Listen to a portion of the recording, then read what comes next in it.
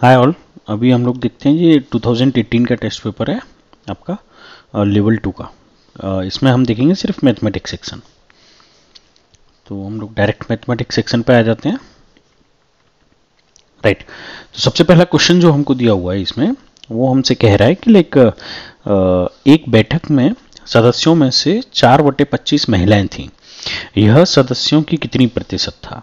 तो हमसे बोल रहा है in a meeting 4/25 of the member were female, what percentage of the members was this? Right. तो जब भी हम लोग कोई परसेंट निकालते हैं तो like total quantity divided by 100 and multiply by 100। Right. तो लाइक 100% में से निकालते हैं ना, जैसे हमारा x है, ये इसकी जो भी 100 जो वैल्यू है और उसको मल्टीप्लाई बाई 100 करके उसको परसेंट से मल्टीप्लाई कर देते हैं। राइट। तो जो अब ये हमको जो वैल्यू दी हुई है, अगर मुझे इसके रेस्पेक्ट में निकालना है, राइट, 4/25, ठीक, एंड अब मुझे इसकी 100% में से ही तो निकालना पड़ेगा, ठीक है ना। तो इसको मैं अलग से 100 से मल्टीप्लाई ना करके, क्योंकि मुझे डायरेक्ट परसेंट निकालना है, करेक्ट। तो अगर मैं इसको नीचे और ऊपर दोनों जगह अगर 100 बना दूं तो इफेक्टिवली ये यही वैल्यू तो होगी ना, 16 डिवाइडेड बाई 100 इंटू 100। तो डायरेक्ट मैं बोल पाऊंगा कि 16% है, करेक्ट। तो ऑप्शन 3 में बोल पाऊंगा। लेकिन मतलब यही एक तरीका है जैसे आप डायरेक्ट परसेंट कैलकुलेट कर सकते हो, ठीक है ना, क्योंकि हमारा परसेंट कैलकुलेशन का यही तो फॉर्मूला था, डिवाइडेड बाई 100 इंटू 100। तो ये मेरी x% था, यहाँ 16% है। आंसर कौन सा हो गया इसका? 3। क्वेश्चन नंबर 2 की बात करते हैं। 32, a shop reduce its price by 10%, what is the new price of an item which was previously sold at 500? एक दुकानदार ने अपनी कीमतों में 10% की कमी की, तो सामान में बेची गई नई कीमत क्या है जो पहले 500 रुपए में बेची गई थी? अब पहले 500 रुपए थी, उसमें 10% की उसने कमी की है, तो हमको 500 रुपए का 10% निकालना पड़ेगा। तो 500 मल्टीप्लाइड बाई 10 डिवाइडेड बाई 100, ऐसे ही तो निकालते हैं। 10% हो गया कितने का? 100% का। तो ये 0 से 0 कैंसिल, ये 0 कैंसिल। तो इफेक्टिवली 500 का 10% कितना हो गया? 50। वैसे आप अगर इस क्वेश्चन को डायरेक्ट ओरली करोगे एग्जाम में, तब डायरेक्ट आप बोलोगे 500 का 10% कितना होता है? 50। तो अब नई कीमत जो हो जाएगी, क्योंकि रिड्यूस किया है उसने, तो फिर कितनी फाइनल वैल्यू कितनी होगी हमारी? जो हमारी फाइनल वैल्यू होगी वो होगी 500 माइनस 50। तो इफेक्टिव वैल्यू कितनी होगी? 450। तो आंसर कौन सा सही हो गया हमारा? 3rd। राइट। कोई डाउट है तो पूछ लीजिएगा आप। Given below is a data set of a temperature, what is the range of data? Range का हमारा फॉर्मूला क्या होता है? जब भी हमको कोई डेटा दिया हुआ है तो जब हमको रेंज निकालनी होती है, अच्छे से लिख देता हूं इसको, रेंज इक्वल्स टू क्या होता है? मैक्स वैल्यू माइनस मिन वैल्यू ऑफ डेटा। अब इसमें देखिए आप, मैक्सिमम वैल्यू कितनी है इस डेटा की? इस डेटा की मैक्सिमम वैल्यू, एक्चुअली इसमें आई डोंट नो क्या कंसर्न हुआ है, लेकिन ये माइनस साइन यहाँ से मिसिंग हो गए हैं, ठीक है। तो ये माइनस साइन और थे इस डेटा में। मैं एक बार क्रॉस चेक कर लेता हूँ अपनी दूसरे लाइक स्क्रीन पे, जहाँ पे हाँ इन्हीं 3 डेटा में ये माइनस साइन था, यहाँ ये माइनस साइन मिसिंग है, ठीक है ना। तो अब आप देखिए, जब ये माइनस साइन आ गया तो ये -8 जो है वो सबसे छोटा नंबर, जैसे हमारा जो नंबर लाइन होता है 0, इस इधर सारा ये 1 2 3 ऐसे 8 तक आएगा, राइट, क्योंकि मैक्सिमम नंबर हमको 8 दिया हुआ है। और अगर नेगेटिव में जाते हैं तो वो छोटा नंबर होता जाता है, जैसे -1 छोटा है, फिर -1 से छोटा -2 है, तो सबसे छोटा कौन सा होगा? -8। तो -8 जब ये हमको वैल्यू दी हुई है, तो रेंज हमारी जो होती है उसकी मैक्स वैल्यू कितनी है हमारी? 8 प्लस का माइनस, अब सबसे छोटी वैल्यू कितनी है? -8। तो 8 माइनस माइनस कितना हो जाएगा? प्लस। तो इफेक्टिव रेंज कितनी हो जाएगी मेरी? 16, ठीक है ना। तो ये साइन का थोड़ा सा मिसिंग था यहाँ 33 क्वेश्चन में। तो आंसर हमारा कितना हो गया इसका? 2। Question number 34, a coin is tossed 10 times and outcome are observed, head tail पूरा ऑब्जर्व दिया हुआ है, h equals to head and t equals to tail, what is the probability of getting head? मतलब एक सिक्के को 10 बार उछाला जाता है, तो 10 बार हमने जब नोटिस किया तो कुछ ऐसे ऐसे किया, ये फर्स्ट टाइम था, ये सेकंड था, ये 10 था, ऐसे 3 था, ये यहाँ पे आगे 10। तो कह रहा है कि चित आने की संभावना क्या है, ठीक है। तो जितनी बार चित आया, तो टोटल पहले हम प्रोबेबिलिटी जब निकालते हैं, तो प्रोबेबिलिटी निकालने के लिए सबसे पहले हम क्या लिखते हैं? Total outcome. तो टोटल आउटकम कितने हैं? 10, क्योंकि हमने 10 बार एक्सरसाइज की है, जो भी की है, जो भी काम किया है, राइट। अब उसमें से हेड की प्रोबेबिलिटी कितनी है काउंट कर लेते हैं, 1 2 3 4 5 6। तो मेरा हेड जो आ रहा है वो 6 बार आ रहा है, तो टेल कितनी बार आ रहा है, टेल जो आएगा वो मेरा 1 2 3 और 4 बार आ रहा है। तो हमको सिर्फ किसकी निकालनी है प्रोबेबिलिटी, हमको सिर्फ हेड की निकालनी है। तो probability of head equals to number of outcome of head divided by total outcome, ठीक है। तो ऐसे तो लिखते हैं हम, तो 6 डिवाइडेड बाई 10। तो अगर 2 से डिवाइड करेंगे तो ये 3 और 2 से डिवाइड करेंगे तो 5। तो आंसर जो हो गया वो मेरा कौन सा हो गया, फर्स्ट, ठीक है ना। तो प्रोबेबिलिटी निकालने के लिए outcome divided by total outcome, ठीक है, जो भी हम लोग कर रहे हैं। अगर हमसे पूछता कि टेल आने की प्रोबेबिलिटी क्या है, तो मैं लिखता probability of tail equals to 4 divided by 10 that is 2/5। 2 से काटते तो 2/5 हो जाता, ऑल्दो ये भी आंसर में है, ठीक है ना। लेकिन हमारा आंसर कौन सा सही है, फर्स्ट 3/5। नेक्स्ट क्वेश्चन पे आते हैं हम लोग, इसके पे 35 अ न्यूमेरिकल एक्सप्रेशन, ठीक है। तो ये जो न्यूमेरिकल एक्सप्रेशन है इसमें वापस से साइन मिसिंग हुए हैं पीडीएफ में, ये प्लस है ये माइनस है, ये इक्वल्स टू है, ठीक है ना, ये प्लस माइनस इक्वल्स टू, ठीक। तो ये कह रहा है कि the numerical expression this shows that, ठीक। तो मतलब इससे क्या पता चल रहा है, कह रहा है rational number are closed under addition. तो इसका मतलब ये है कि जब भी हम कोई रेशनल नंबर को ऐड कर रहे हैं तो उसका आंसर जो है वो भी तो रेशनल नंबर है, ठीक है।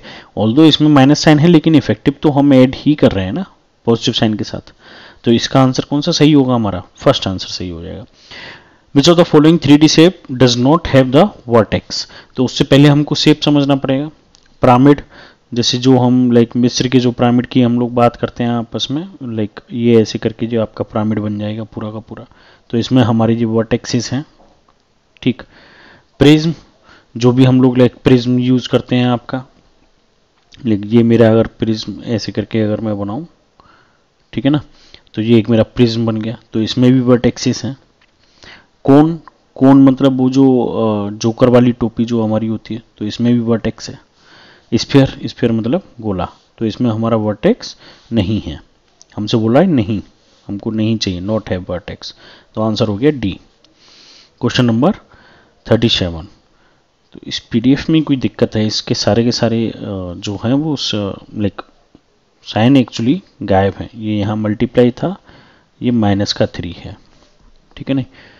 और मैं इसको एक सेकंड थोड़ा वेरीफाई कर लेता हूँ यहाँ, ये इक्वल्स टू है, ये माइनस है, ठीक है ना।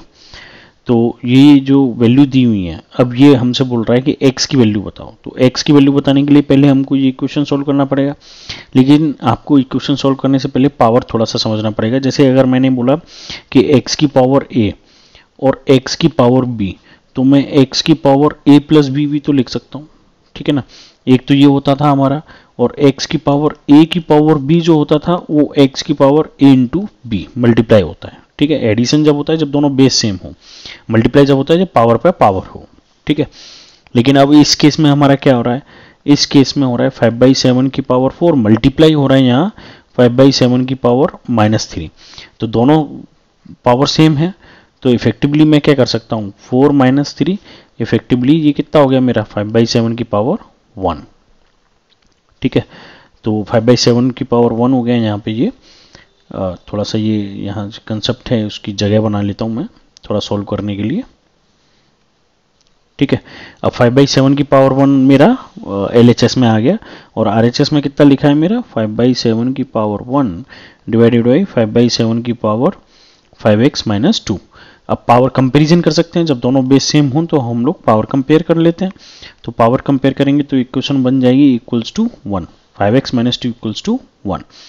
तो इफेक्टिवली 5x इक्वल्स टू 1 + 2, इधर आएगा तो ये प्लस का हो जाएगा, तो x equals to 5x equals to 3, effectively कितना हो गया x इक्वल्स टू 3/5, ठीक है ना। आपको ये याद रखना है कि हमको पावर को कैसे एडिशन सब्ट्रैक्शन करना है, और आपस में पावर जब दोनों बेस सेम हैं तो हम इक्वल्स टू में पावर कंपेयर कर सकते हैं। तो आंसर हो गया मेरा 3। ठीक है, फिर हम देखते हैं क्वेश्चन नंबर 38। तो इसमें लिखा है let a b c be the 3 rational number which is a equals to, यहाँ पे ये साइन मिसिंग है, मेरे को समझ नहीं आ रहा क्यों, बट हम लोग इसको यहाँ पे लाइक ए इक्वल्स टू जो हमको साइन दिया हुआ है कि ये लिख रहा है A equals to 3/5, B equals to 2/3 and C equals to 5/6। ठीक है, अब इस क्वेश्चन में क्या है कि ये सारी की सारी ए बी सी जो आप नीचे देख रहे हो ऑप्शन 1 2 3 4, तो इसमें इन्होंने क्या अलग अलग इनइक्वलिटी दी हुई है। तो ये यहाँ पे क्रॉस है, ठीक है, ये प्लस है, और अगेन ये इक्वल्स टू के बाद cross and plus, correct, bracket में दोनों में प्लस है। ये यहाँ बाहर डिवीजन है, ये अंदर प्लस है, अगेन बाहर डिवीजन है, और ये प्लस है इक्वल्स टू के बाद, ठीक, और तीनों यहाँ पे ये प्लस है, ये बीच में इक्वल्स टू है, ऐसे ही ये तीनों यहाँ पे माइनस है दोनों, राइट। तो ये तुम्हारा सारा का सारा क्वेश्चन है। जब भी ऐसा कोई क्वेश्चन हो तो हम लोग कोशिश करते हैं ऐसे क्वेश्चंस को लाइक फर्स्ट अटेम्प्ट में, क्योंकि ये क्वेश्चंस क्या थोड़े से टाइम कंज्यूमिंग होते हैं, तो हमको ये आइडेंटिफाई करना पड़ेगा कि ऐसे क्वेश्चंस में हमको ज़्यादा टाइम नहीं देना है। तो जब हमारे पास एक्सेस में टाइम है तभी देना है, क्योंकि हमको ये सारी की सारी इनइक्वलिटी लाइक इसको सेटिस्फाई करना पड़ेगा। इस क्वेश्चन का सोल्यूशन मैं आपको अलग से दे दूंगा इस पेपर के अलावा अटैच करके, लाइक एक्सटेंडेड, क्योंकि इसको पूरे को सॉल्व करने में ही 5-7 मिनट लगेंगे सारी की सारी वैल्यूज कैलकुलेट करने में, ठीक है ना। और वैसे इसका अगर आंसर की बात करो तो इसका आंसर 3rd सही है, ठीक है ना। ये सारा का सारा आप प्लस कर दोगे इक्वल्स टू प्लस प्लस, तो फिर ये आंसर सही है। Question number 39, a geometric representation showing the relationship between the whole and its part, right. तो ऑब्वियस सी बात है कि पाई चार्ट है जिसमें कि आप जैसे होल, एक मेरा सर्कल और इसका ये अगर मेरा छोटा सा पार्ट हो जाता है, राइट। तो ये एंगल के रेस्पेक्ट में हमको इसका पूरा का पूरा ज्योमेट्रिक रिलेशन समझ में आ जाता है पाई चार्ट के रेस्पेक्ट में। हिस्टोग्राम जो है वो हमको नहीं मालूम कितनी वैल्यू होती है, वो हम हिस्टोग्राम बनाते हैं यहाँ, राइट। ऐसे ही बार ग्राफ बनाते हैं या फिर पिक्टोग्राफ बनाते हैं, सारे के सारे अपने अपने ग्राफ के लाइक फॉर्मेट हैं different different. If q is the square of a natural number, जैसे माना कि अगर कोई नेचुरल नंबर है p, राइट, वो क्या है, इसका स्क्वायर है q, ठीक है। q इज द स्क्वायर, मतलब q जो है वो स्क्वायर है किसका, ऑफ नेचुरल नंबर p का। तो p अपने आप में क्या होगा, स्क्वायर रूट ऑफ q, ऐसे भी तो बोल सकते हैं हम लोग, करेक्ट। तो वही इसने बोला है। Then the p is the square of q, नहीं, the square root of q, correct, equals to q greater than q। तो आंसर जो होगा वो हमारा कौन सा सही होगा, 2। ये लाइक बस आपको लैंग्वेज समझना है ऐसे क्वेश्चंस में। क्वेश्चन नंबर 41, तो 41 में वापस से ये साइन मिसिंग है इसमें पीडीएफ में, ये सारे के सारे अपने आप में प्लस हैं। हमसे कह रहा है इसको सॉल्व करो, तो आप देखिए कि 121 का स्क्वायर हमको मालूम है, 121 का स्क्वायर रूट कितना होता है, 121 का स्क्वायर रूट होता है हमारा 11।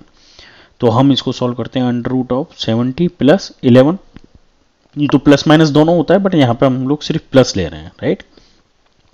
तो इसकी जगह ये कितना आ जाएगा, यहाँ 11 आ गया, तो ये बन गया 70 प्लस 11, तो 70 प्लस 11 इक्वल्स टू 81, जो कितना हो जाता है हमारा 9। तो इफेक्टिव कितना बन जाएगा, अंडर रूट ऑफ 91 प्लस 9, जो कि कितना हो गया मेरा 100। तो आंसर कितना हो गया मेरा, 100 किसका होता है, 10 का। इसको 100 का स्क्वायर रूट कितना हो जाएगा मेरा 10, तो आंसर कौन सा हो जाएगा मेरा 2। आपको इधर से प्रोसीजर करके 121 का हमको मालूम है 11, फिर 11 इसमें जुड़ा तो 81 जिसका क्या हो गया 9, फिर इसमें ये सम किया तो 100 जिसका क्या हो गया 10। तो आंसर कौन सा हो गया मेरा 2। इन अ park 784 plants are arranged so that number of plants in a row is same as number of rows, the number of plant in each rows, right। तो जनरली लाइक मैंने बोला कि जैसे अगर मैं ऐसे बोलता हूँ लाइक जैसे कि ये 4 प्लांट है, एक एग्जांपल के रेस्पेक्ट में लेता हूँ, तो नंबर ऑफ टोटल प्लांट्स कितने हैं मेरे 4, समझने अंडरस्टैंडिंग के लिए ले रहा हूँ मैं। तो नंबर ऑफ रोज कितनी है 2, नंबर ऑफ कॉलम्स लाइक कितने हैं टोटल, एक number of like element in a row, like एक इस रो में 2 है ना, number of plant in a row is 2। तो ये कुछ ऐसा नहीं है कि like number of plant multiplied by number of row equals to total plant, तो 2 into 2 इक्वल्स टू 4, यही तो मेरा सेटिस्फाई हो रहा है। तो सेम वे से अगर मैं नंबर ऑफ प्लांट और नंबर ऑफ रो, जैसे इन्होंने बोला है कि हमको जो दिया हुआ है वो टोटल दिया हुआ है, नंबर ऑफ प्लांट हमको जो दिया हुआ है वो दिया हुआ है 784. अगर plants are arranged so that the number of plants in a row is same as number of rows, number of plants in a row and number of rows, right. मैंने बोला अगर ये n है तो ये n into n equals to 784 हो जाएगा मेरा. तो इफेक्टिवली क्या होगा, n स्क्वायर इक्वल्स टू 784, तो n equals to under root of 784. ये किसका रूट हो जाएगा, 28 का, करेक्ट. 30 तक तो हमको वैसे भी सारे रूट याद करने हैं, तो 30 तक आप याद रखिए. तो ये किसका हो जाता है हमारा 28 का. ठीक, थोड़ा सा यहाँ पे ये समझते हैं, अगर माना मुझे रूट नहीं याद है 28 का, तो फिर मैं कैसे करूँगा इस जगह पे, लाइक 784 से मुझे पता करना है कि कौन सा आंसर सही होगा, है ना. तो थोड़ा सा ये भी हम समझने की कोशिश करते हैं कि माना 784 मैंने यहाँ लिखा. अब मैं ये देखूंगा कि 4 कहाँ पे आता है. एक तो 2 का स्क्वायर में 4 आता है, एक आपका 8 के स्क्वायर में 64 आता है ना. तो इन दोनों में मेरा 4 आ जाता है. तो या तो ये 2 डिजिट के रेस्पेक्ट में या तो 2 आएगा या 8 आएगा. अब 7 कितना है, 2 का स्क्वायर कितना होता है 4 और 3 का स्क्वायर कितना है 9. तो 4 से बड़ा है लेकिन 9 से छोटा है, तो हम छोटे वाले नंबर के साथ हमेशा जाते हैं. तो छोटा वाला नंबर क्या है मेरा 2 का स्क्वायर है ना. तो आइदर 22 होगा या फिर 28 होगा. अब इन दोनों में से कौन सा होगा ये हमको नहीं मालूम, तो उसकी जगह हमारा हेल्प करता है हमेशा 25, ये 5 नंबर वाला, क्योंकि ये इजी होता है तो हम हमेशा याद रखते हैं. तो 25 का स्क्वायर कितना होता है 625. तो 625 से ये बड़ा है कि छोटा है 784, बड़ा है. तो आंसर कितना हो गया मेरा 28. ठीक है ना. ये एक छोटा सा लाइक ट्रिक टाइप है कि आप लाइक कभी कभी यूज कर सकते हैं इसको. ठीक, अगले क्वेश्चन पे आते हैं. If two quantity x and y are inversely to each other then which of the following is true. अब जैसे माना x है, x इक्वल्स टू मेरा क्या है कि x इक्वल्स टू कुछ constant equals to y, inversely हो गया ना. तो x इनवर्सली 1/y ऐसे ही तो लिखेंगे हम लोग, इनवर्सली ऐसे ही तो लिखा जाता है. तो इसकी जगह इनवर्सली की जगह मैं क्या लिख सकता हूँ x इक्वल्स टू c/y, और इफेक्टिवली मैं क्या लिख सकता हूँ xy equals to c, x और y का मल्टीप्लीकेशन इक्वल्स टू c. तो कह रहे हैं ratio of their corresponding value remain constant, ऐसा नहीं है रेशियो, राइट. तो x/y और y/x रेशियो कांस्टेंट नहीं होगा, वो मल्टीप्लीकेशन में चला जाएगा. Product of their corresponding value remain constant, ये है. ठीक है, तो आंसर हमारा कौन सा हो जाएगा इस जगह पे 2. The summation of their corresponding difference of their, I don't know. ठीक है, अब ये है क्वेश्चन हमको 44 में ये यहाँ मल्टीप्लाई साइन है. ठीक है, मल्टीप्लीकेशन में कह रहा है कि 6 से इसको मल्टीप्लाई करें then the value of y is. अब इसका कोई और तरीका नहीं है, आपको y की जगह वैल्यू रख के चेक करना पड़ेगा.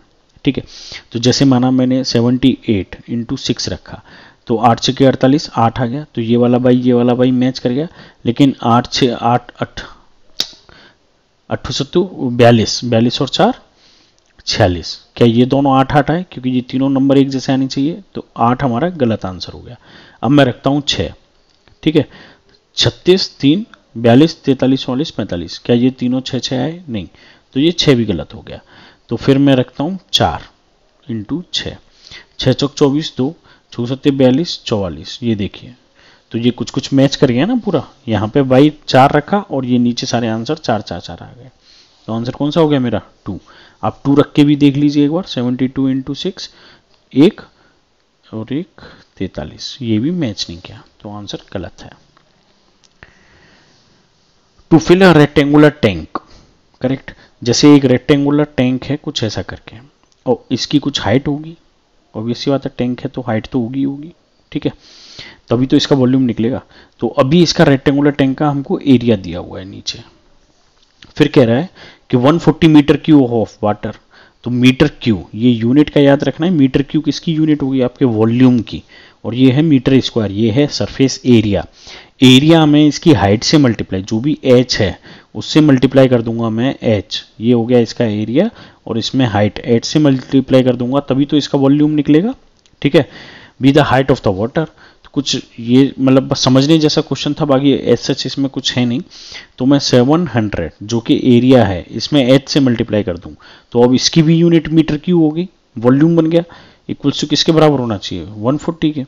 तो h इक्वल्स टू 140 अपॉन 700, 0 से 0 कट गया, 14 पंजे 70, तो 1/5, तो h इक्वल्स टू 0.2।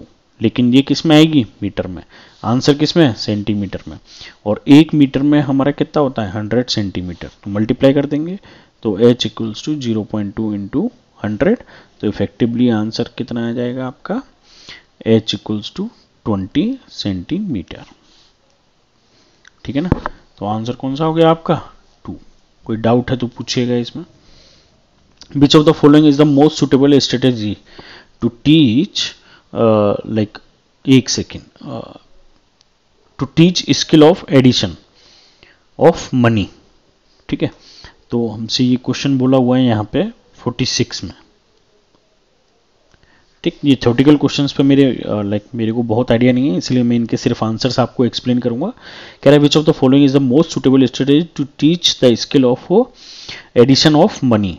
तो इसमें रोल प्ले समथिंग है आंसर इसका, आई डोंट नो व्हाई, मेरे पास इसका कोई एक्सप्लेनेशन नहीं है। 46 का 2।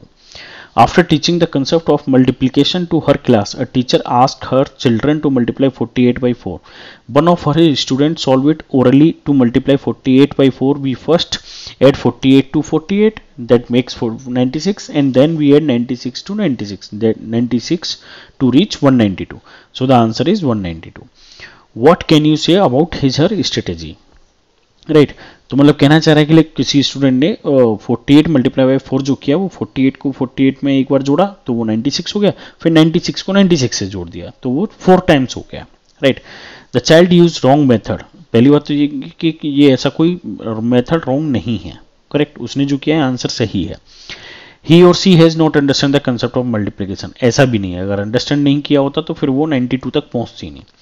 The given problem of a multiplication problem, not a addition problem, that doesn't matter क्या प्रॉब्लम है, सॉल्यूशन जो कर रहे हैं उसके रेस्पेक्ट में हम लोग जाएंगे, क्योंकि मल्टीप्लिकेशन भी इफेक्टिवली क्या होता है, एडिशन ही होता है, नंबर ऑफ टाइम्स। राइट, ही और C understood the multiplication as a repeated addition. Answer 4 हमारा सही है इसका 47 का। Which of the following should be taken up as an initial activity to introducing the concept of time in young learners, discussing about the prior experience of the phase related to time। क्योंकि उनको जो भी पुराने, क्योंकि young अभी pre primary वगैरह या फिर हम लोग उन सारे स्टूडेंट्स के रेस्पेक्ट में बात कर रहे हैं यहाँ पे, तो जो भी वो टाइम के रेस्पेक्ट में थोड़ा बहुत समझते हैं, हम उसी के बारे में डिस्कस कर करके उनको आगे टीचिंग टाइम का कंसेप्ट समझाने में आगे लेके जाएंगे। ठीक है ना, अब क्लॉक के रेस्पेक्ट में ले जाना पॉसिबल नहीं है, अगर उनको क्लॉक देखना नहीं आता तो how to calculate the elapse time, ये तो और टिपिकल हो जाएगा, बीते हुए समय की गणना करना, क्योंकि वो सब हम लोग अपना 9th-10th में जाके देखते हैं। Conversation of time in different unit, second, minute, वो सब it's not concept, it's a conversion of units. Right, concept हम वो पुराने जो कंसेप्ट बने हुए हैं बच्चे के, उन्हीं से डिस्कस करके फिर आगे बढ़ेंगे।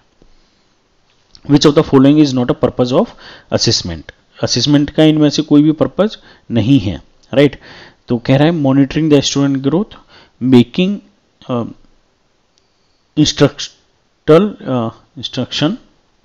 Instructional decision, right, evaluating the effectiveness of curriculum, ranking the children based on performance। Right, तो ये जो है आपका, तो इसमें हमसे ये पूछ रहा है कि विच of the following is not a purpose of assessment, मतलब असेसमेंट जो हम लोग असेसमेंट करते हैं स्टूडेंट्स का मार्क्स बेसिस पे जो भी एग्जाम ले रहे होते हैं, तो वो इनमें से कौन सा पर्पज नहीं है। तो इसका आंसर है D.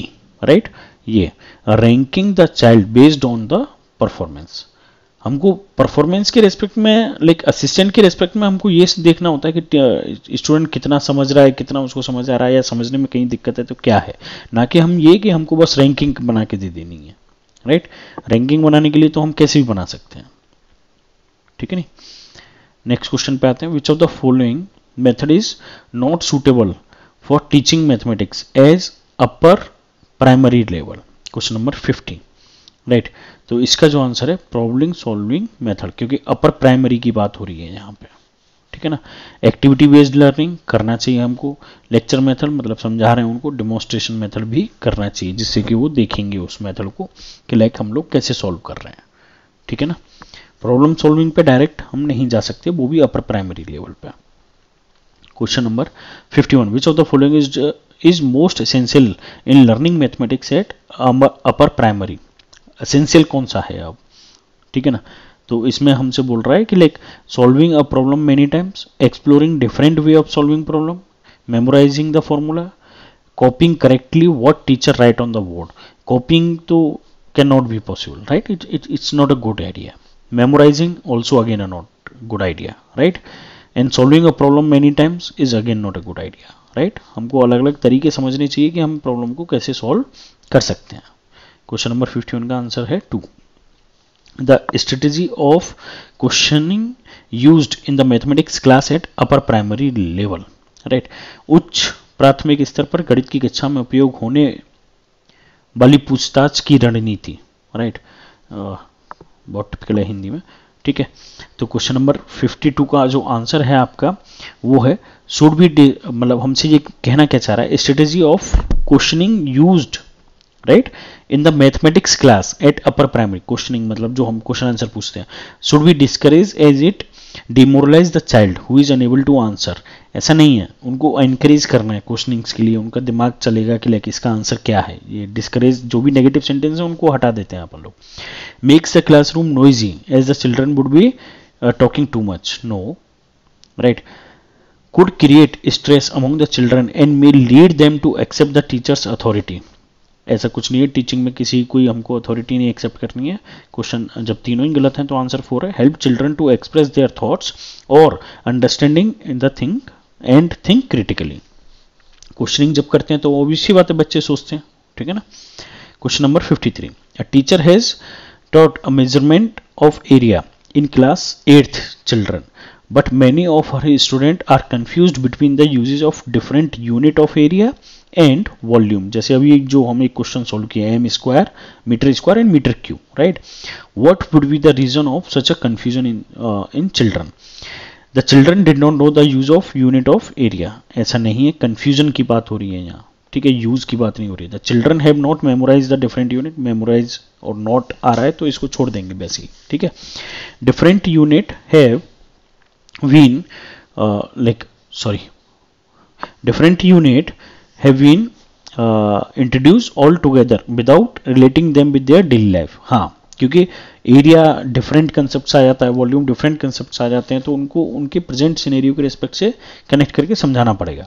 The concept of measurement of area is a difficult topic for class 8th student. ऐसा कुछ नहीं है, 8th क्लास में आने के बाद हम लोग सारा समझते हैं, area, perimetry, right. Which of the following can be the most appropriate aim to encourage the mathematical communication in classroom. 54, अब इसका आइडिया नहीं है मुझे ना, मेरे पास कोई एक्सप्लेनेशन है इस क्वेश्चन का, तो इसका आंसर जो सीटेट की साइड पे दिया हुआ है वो 1 है।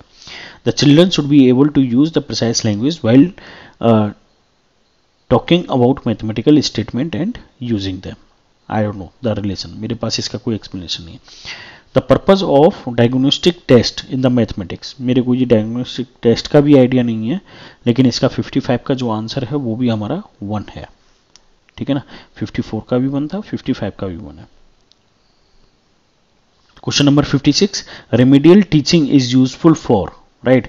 तो रेमेडियल टीचिंग मेरे को थ्योरेटिकल कंसेप्ट्स नहीं मालूम है इनके, तो आंसर नंबर 4 है इसका। Removing learning difficulty of weak students, right. Question number 56, which of the following is not a mathematical process, ठीक। Visualisation, memorisation, estimation and measurement. तो इनमें से कौन सी नहीं है मैथमेटिकल प्रोसेस। मेमोराइजेशन नहीं है, क्योंकि हम किसी को रटना थोड़ी करते हैं, सामने देखना, आकलन करना, एस्टिमेट करना, मापना, ये सब हमारा क्या है, मैथमेटिक्स है। तो इन्होंने हमसे पूछा है नॉट, तो आंसर कौन सा हो गया आपका 2। Error play a critical role in learning of mathematics, this statement is, ठीक है। क्वेश्चन नंबर 58 में like false because error occurs due to the carelessness, ठीक। कह रहा है कि गणित सीखने में त्रुटियां एक महत्वपूर्ण भूमिका निभाती हैं, ठीक। एरर जो हैं, error places a critical role in learning of mathematics. False because error occurs due to the carelessness. ऐसा नहीं है. True, because error reflect the thinking of child, right. ऐसा भी नहीं है, error is not like thinking of child. False, because mathematics is exact, ऐसा भी कुछ नहीं है, एरर हो सकते हैं plus minus here and there. True, because error provide feedback about the marks they obtain. ठीक है ना, गलतियां करेंगे तो मार्क्स में कम ज्यादा हो जाता है. ठीक. While teaching shapes, a teacher can plan a trip to historical places as it needs to provide leisure time as most of the syllabus has been completed in time. It would be an opportunity to improve communication skill. अब इसका answer ये क्यों है नहीं पता मुझे, और इसका कोई एक्सप्लेनेशन नहीं है मेरे पास. आंसर नंबर 59 का आंसर आपका 2 है, क्वेश्चन नंबर 59 का, राइट. तो आंसर है इसका, सॉरी 2 मतलब सी. ठीक है ना, सी मतलब ये. Shapes is an integral part of every architecture and such trip encourage connection across discipline, right. तो इसका आंसर सी है. Answer 60. A student was asked to calculate the surface area of cube. He calculate the volume. The reason of error in calculation is the student finds the class boring as he does not like the mathematics. ये तो होगा ही नहीं. The student is not fit to study in that class, ऐसा भी नहीं होगा. The student is not able to understand the concept of surface area and the volume, ये होगा. The student has understood the concept of surface area and volume. अगर understood करता तो फिर गलती क्यों करता, करेक्ट. तो आंसर कौन सा होगा इसका, फर्स्ट सी. ठीक है, तो ये सारे क्वेश्चंस हैं. कई सारे क्वेश्चंस के जैसे मेरे पास एक्सप्लेनेशन नहीं है थ्योरेटिकल्स के, बट कंसेप्चुअली जैसे जो भी कैलकुलेशन वाले क्वेश्चंस हैं उनमें कहीं आपको कोई गलती लगे तो आप हमको बताइएगा, हम लोग डिस्कस कर लेंगे. अब हम आते हैं जो एक क्वेश्चन मैंने छोड़ दिया था बीच में, क्योंकि उसमें बहुत सारा एक्सप्लेन करना था. मैं वापस से हम लोग उसी को क्वेश्चन को डिस्कस करते हैं हम लोग. तो उस क्वेश्चन में हमारा क्या दे रखा है कि हमको 4 इक्वेशंस दे रखी हैं और फिर हमसे बोला हुआ है कि इनमें से कौन सी इक्वेशन सही है, जो हम मैप करके बताएंगे कि लाइक ये वाला आंसर सही है या गलत है. जैसे ABCD जो 4 ऑप्शन है, ये वाला जो आंसर था हमारा. तो अब जैसे इसमें A equals to 3/5, V equals to ये हमको जो वैल्यू दी हुई है, ठीक है. तो अब इस क्वेश्चन में हम लोग देखते हैं, जैसे ये क्वेश्चन जो मैं छोड़ दिया था पहले 38, तो इसमें कह रहा है let ABC A equal to 3 rational number, A equals to 3/5, B equals to 2/3 and C equals to 5/6, then which one of the following is true. तो अब हमको ये 4 इक्वेशन दी हुई है. ऐसे क्वेश्चन को जनरली आप अवॉइड करना, आपके पास एक्स्ट्रा टाइम हो तभी करना, ठीक है ना. और नहीं तो क्योंकि इनमें क्या है कि थोड़ा सा टाइम कंजम्पशन हो जाता है. ऑल्दो इसका आंसर आपका 3 है, लेकिन हम एक एक करके 4 इक्वेशंस को सॉल्व करेंगे. तो हम A इक्वल्स टू 3/5 पहले हम लोग लिख लेते हैं यहाँ कि लाइक 3/5 मल्टीप्लाइड बाई आपका B plus C 2/3 plus 5/6 plus 5/6. एक एक करके ब्रैकेट सॉल्व करेंगे. पहले पहला वाला सॉल्व कर रहे हैं, लेकिन इधर और राइट हैंड साइड वाला, लेफ्ट हैंड साइड सॉरी, ठीक है. तो ये 3/5 मल्टीप्लाइड बाई, अब एलसीएम यहाँ पे आ गया मेरा 18, तो 6 दूनी 12 और 5 दिया 15, ठीक है. तो 3/5 मल्टीप्लाइड बाई 15 और 12 27 डिवाइडेड बाई 18, ठीक है ना. तो ये इफेक्टिव आंसर आ गया 3/5 27/18, तो 3 6 18, राइट. और 3 दूनी 6 और 3 9 27, तो 9:10 आ गया. अब हम इसके RHS में आते हैं. B मल्टीप्लाइड बाई, तो ये हो गया 2/3 multiplied by A plus C, यानी कि 3/5 प्लस 5/6. तो एलसीएम यहाँ पे हो गया मेरा 30, तो ये हो गया मेरा 18, ठीक है ना. 6 18 और 5 25 मल्टीप्लाइड बाई 2/3, ठीक है. तो 2/3 मल्टीप्लाइड बाई 30 और ये 18 और 25 कितना हो जाएगा मेरा, 25 और 10 35 और 8 43, ठीक है. तो 2 से ये 15 बार, तो ये आ गया 43/15 45.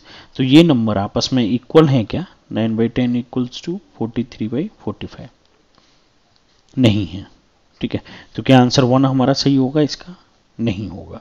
इसलिए ऐसे क्वेश्चंस के लिए मैं आपसे बोला था कि इन सारे क्वेश्चंस में क्या है कि थोड़ा सा टाइम लगता है, ठीक है नहीं। अब हम इसका एक और दूसरा वो ले लेते हैं ब्लैंक पेज। अब हम दूसरी इक्वेशन सॉल्व करते हैं, ठीक, जिसमें कि हमारा क्या आ जाएगा यहाँ पे a divided by, right, a divided by b plus C equals to b divided by a plus C. ऐसे ही तो लिखा हुआ है, ये पूरा ब्रैकेट लगा है डिवीजन का साइन के साथ। तो अब b प्लस सी, पहले b प्लस सी कर लेते हैं हम लोग। तो b plus C equals to क्या है मेरा 2/3 प्लस बी प्लस सी आप पहले भी कर चुके हो तो आप एक ही बार करना b प्लस सी, ठीक है ना। 2/3 एंड आपका ये b प्लस सी 5/6, ठीक है ना। तो ये एलसीएम आ गया 18, तो ये 12 प्लस ये 5 या 15 15, ठीक है। और ये कितना हो जाएगा 27/18, तो 3 से के 18, 3 दूनी 6, 3 3 9, effectively b plus C equals to आपका आ जाएगा 3/2, ठीक है।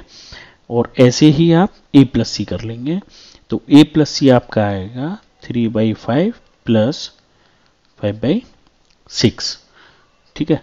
तो एलसीएम हो गया आपका 30, ये हो गया 18, ये हो गया 25, तो ये हो गया 43/30।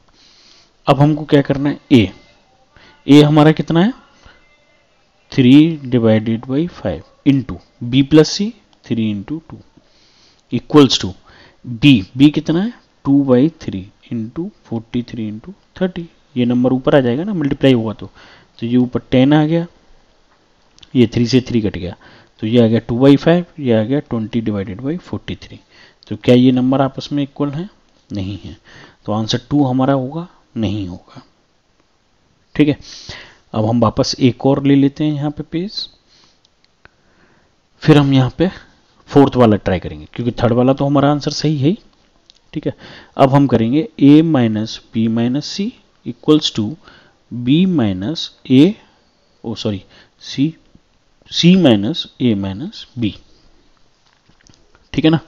तो अब हम ये माइनस के रेस्पेक्ट में, तो a इक्वल्स टू कितना है मेरा 3/5 माइनस b कितना है 2/3 माइनस c कितना है 5/6 इक्वल्स टू c कितना है मेरा यहाँ पे 5/6, ठीक है, minus 5/6 minus a 3/5 minus b 2/3, ठीक है।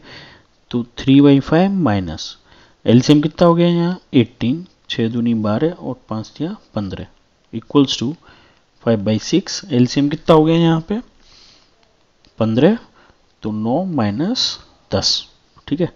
तो ये हो गया 3/5 माइनस ये हो गया आपका माइनस का 3/18 इक्वल्स टू ये हो गया 5/6 माइनस का 1/15, ठीक है। तो 3/5 माइनस माइनस प्लस हो जाएगा 3/18, 5/6 प्लस हो जाएगा 1/15। अब आप देखिए कहीं से भी ये आपको इक्वल लग रहा है, लाइक अगर आप इसको कर भी लोगे 18 इंटू 5, यहाँ एलसीएम ले लो 15 इंटू 6, राइट, तो 15 पंजे 75 और ये हो गया 6, ठीक है नहीं। तो 18 36 18 54 और 3 5 15, ठीक है।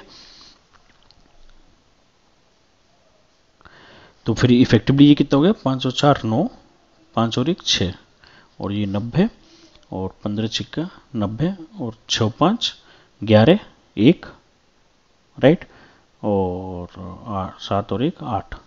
तो इफेक्टिवली ये ये 81 ये वैल्यू आ रही है नेगेटिव वाले पे सोल्व करने में। तो ये आंसर भी हमारा क्या है यहाँ पे गलत है। तो अब हम वापस एक और वो ले लेते हैं पेज, अब हम फाइनल आंसर को एक बार चेक करते हैं। तो हमारा फाइनल आंसर क्या है, फाइनल आंसर था हमारा 3/5 प्लस 2/3 प्लस 5/6, ठीक है ना, इक्वल्स टू 5/6 प्लस, ठीक, a प्लस बी करना है हमको 3/5 प्लस 2/3, ठीक है।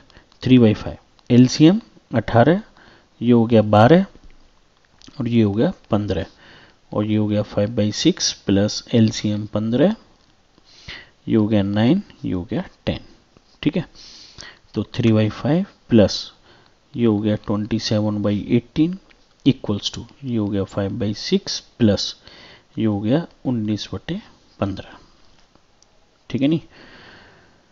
तो इसके रिस्पेक्ट में हम लोग अब डायरेक्टली सोल्व करें या फिर इसको थोड़ा इजी कर लेते हैं। यहाँ पे 9 दूनी 18, 9 तिया 27 और 9 दूनी 18, 3/2। तो effectively 3/5 plus 3/2 equals to 5/6 plus 19/15, ठीक है ना। तो एलसीएम हो गया 10, 3 दूनी 6 और 5 तिया 15। एलसीएम हो गया 90, 15 पंजे 75 प्लस 19 इंटू 6, ठीक है नहीं। तो 19 इंटू 6 आपका कितना हो जाएगा यहाँ पे 6 नाम 54, 4 6 1 6 और 5 11 114, राइट। तो ये हो गया 15 और 6 21/10 और ये हो गया 90, 75 प्लस 1 1 4। तो 114 और 75 कितना होगा 5 और 4 9, 7 और 1 8 और 1, ठीक है ना। तो obviously बात है ये 9 से ही डिवाइड होगा, 9 दूनी 18, 9 1 9 और ये 10। तो 21/10 अपॉन 21/10। तो ये दोनों आपस में इक्वल है। तो आंसर आपका कौन सा हो जाएगा 4th। तो ये आंसर आपका करेक्ट है, वो 3rd आंसर आपका करेक्ट है, नॉट 4th। हमने सॉल्यूशन 4th पे किया है बट आंसर आपका प्लस वाला है। तो ये क्वेश्चंस थोड़ा सा लेंदी होते हैं, तो आपको ये आइडेंटिफाई करना पड़ेगा ऐसे क्वेश्चंस को फर्स्ट अटेम्प्ट में आपने टाइम कंज्यूम नहीं करना है, ठीक है। Thank you.